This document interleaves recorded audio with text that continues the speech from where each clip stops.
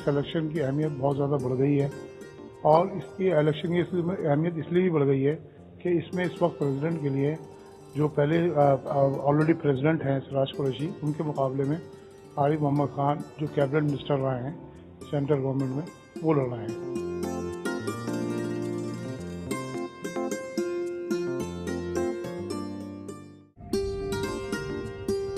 India Islamic cultural centre club नहीं है, इसे थिंक टैंक बनना है।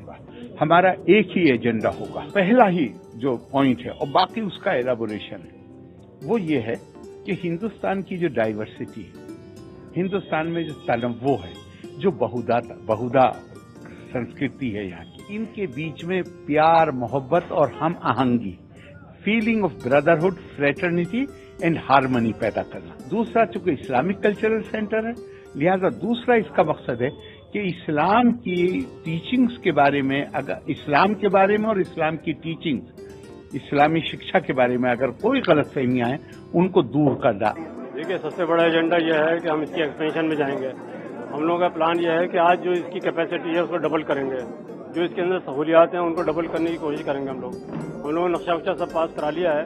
इंशाल्लाह अगर हम लोगों की टीम आती है तो इसको हम लोग 2 साल के अंदर पूरा कर देंगे। देखिए, सरकारें जितनी आई हैं उन्होंने हमेशा इसकी तारीफ की, कभी इसको किसी ने नुकसान पहुंचाने की कोशिश नहीं की। अगर हम लोग इसको डैमेज करने की कोशिश करेंगे अपने आप ही, तो मैं नहीं समझता कि हम इसको सेव कर पाएंगे।